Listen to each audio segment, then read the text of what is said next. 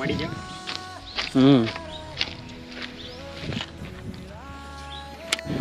Rehearsal ಮಾಡ್ತೀರಾ?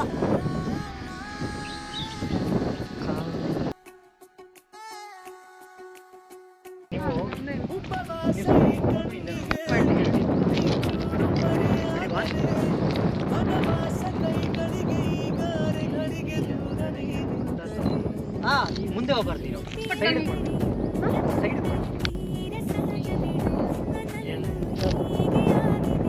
ಅವ್ರನ್ನೇ ನೋಡ್ಕೊಂಡ್ಬರ್ಬೇಕು, ಕೆಳಗೆ ಮಾಡ್ತಾ ಇದ್ದೀನಿ